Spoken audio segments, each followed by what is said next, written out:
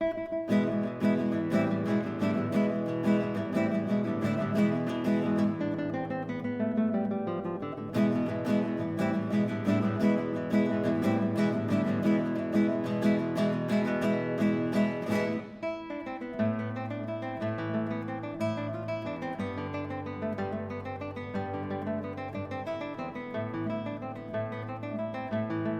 connection to the Filipino community was started with my grandfather, who joined the Tennessee Volunteers here at the Presidio to go over to the Philippines and fight in the Spanish-American War. And from there, he stayed on in the Philippines through the Philippine-American War and married a Filipina and had 3 daughters, and one of them was my mother. And that's how my history started. At any rate, when my grandmother died, he married another Filipina and brought her over here in 1928. And that's how my family got started, because my step-grandmother, whom he married, raised me. I joined the Army as a Philippine Scouts in 1946. And they're in Tacloban City. And then we were moved to Angeles City for training. My marriage broke up, so I wanted to start life anew here. I wanted to take my kids out of that milieu where everybody was like complete families in the Philippines. So I wanted to move here, and so they would be more at ease. There'd be a lot of other kids of similar circumstance, so I figured it would be less hurting for them. And I wanted to start a new career. I was born in San Francisco, raised in Daly City, and I'm currently in the position of mayor of Daly City. So part of my duties as the mayor and the kinds of challenges that I face are the fact that I'm governing a city that's 110,000 people, of which a majority are Filipino. In addition to my duties and responsibilities in Daly City, I'm a criminal defense attorney, and I also volunteer my time doing other endeavors in the community. To try to balance those things, I think the biggest challenge is also trying to be a father to my 10-year-old son and a husband to my lovely wife, Jackie. Both my parents are born in the Philippines, my dad being from Batangas and my mom being from Cavite. I remember both my parents coming over in 1986, from what I've heard, the stories that I've heard. They gave the regular stories of hardship in life, so during that time Marcos was in reign, so they just decided they needed to get out of the Philippines.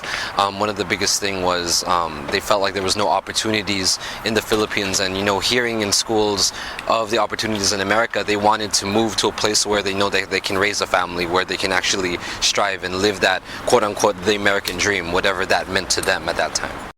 My name is Cynthia Rapedo, and I was born in Long Beach, California.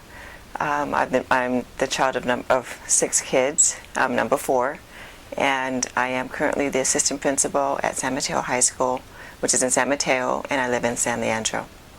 When he decided that he was going to be able to stay there and live among the Filipinos, he learned all of the different dialects. He learned about 8 of them. He spoke Chinese, Spanish, and fluently, and about 7 to 8 dialects.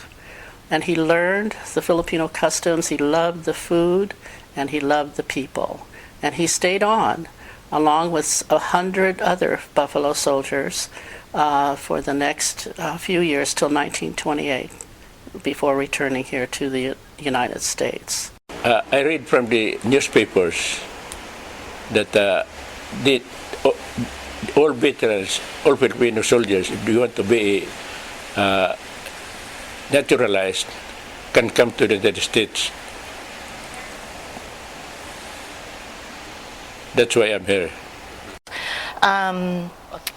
In the Philippines, the few single parents I know had to cope with a lot of the social stigma that single parenting brought about.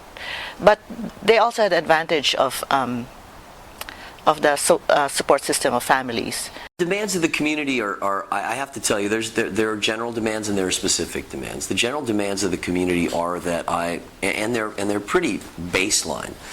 There's certain expectations that the community has of you. One, attend the meetings. Two, be prepared and engaged and engaging in what you're passionate about. That is governing the city. It was different for them. Technology and Sun Microsystems wasn't really, a cha-cha or a ballroom dancing or, the Sharon Cuneta or these sort of things. But my parents had to make do with what they had. Again, grabbing that opportunity. I can tell at home, even up to now, my mom works the job she has to in order to make ends meet, and it isn't necessarily her passion sort of thing. You know how people say you do your job better if you love the work that you're doing. I know that she loves her job right now, she's fine with it, but I know she'd rather be doing something else.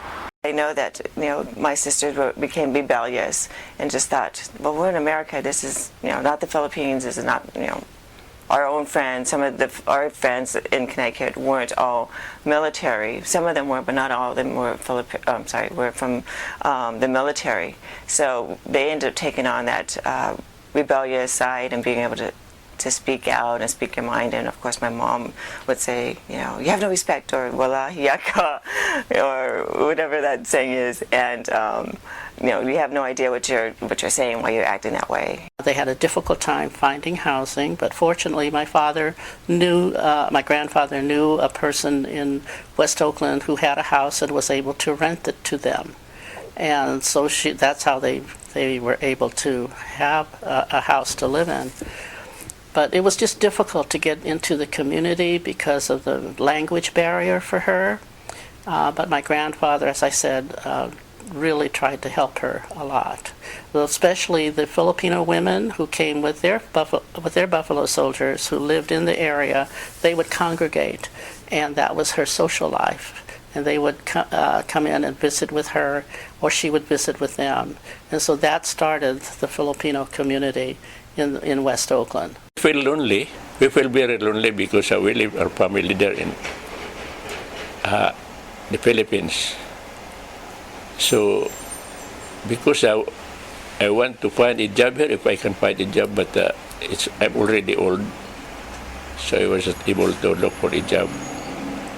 In addition to having to care for my 9-month-old baby myself, waking up in the evening to change her diapers and all that, and then taking my 8-year-old and 10-year-old to school, helping them adjust to their new school and their new environment. So that was a lot of things on my plate.